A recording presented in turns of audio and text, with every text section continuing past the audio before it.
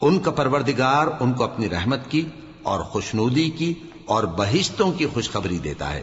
جن میں ان کے لیے ابدی نعمت ہے، اور وہ ان میں ہمیشہ ہمیشہ رہیں گے، کچھ شک نہیں کہ اللہ کے ہاں بڑا صلہ تیار ہے۔ اے اہل ایمان، اگر تمہارے ماں باپ اور بہن بھائی ایمان کے مقابل کفر کو پسند کریں تو ان سے دوستی نہ رکھو،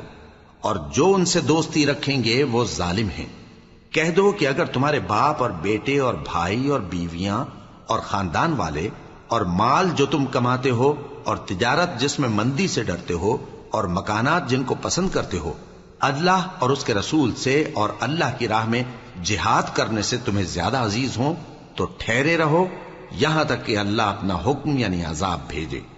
اور اللہ نافرمان لوگوں کو ہدایت نہیں دیا کرتا۔ اللہ نے بہت سے موقعوں پر تم کو مدد دی ہے، اور جنگ حنین کے دن جب کہ تم کو اپنی جماعت کی کثرت پر غرہ تھا تو وہ تمہارے کچھ بھی کام نہ آئی، اور زمین باوجود اپنی فراخی کے تم پر تنگ ہو گئی، پھر تم پیٹ پھیر گئے۔ پھر اللہ نے اپنے پیغمبر پر اور مومنوں پر اپنی طرف سے تسکین نازل فرمائی، اور تمہاری مدد کو فرشتوں کے لشکر جو تمہیں نظر نہیں آتے تھے آسمان سے اتارے، اور کافروں کو عذاب دیا، اور کفر کرنے والوں کی یہی سزا ہے۔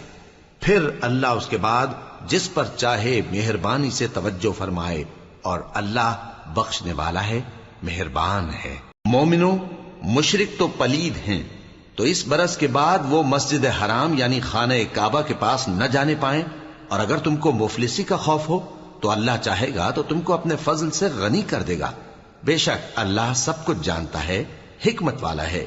جو لوگ اہل کتاب میں سے اللہ پر ایمان نہیں لاتے اور نہ روز آخر پر یقین رکھتے ہیں اور نہ ان چیزوں کو حرام سمجھتے ہیں جو اللہ اور اس کے رسول نے حرام کی ہیں، اور نہ دین حق کو قبول کرتے ہیں، ان سے جنگ کرو یہاں تک کہ ذلیل ہو کر اپنے ہاتھ سے جزیہ دینے لگیں۔ اور یہود کہتے ہیں کہ عزیر اللہ کے بیٹے ہیں، اور عیسائی کہتے ہیں کہ مسیح اللہ کے بیٹے ہیں۔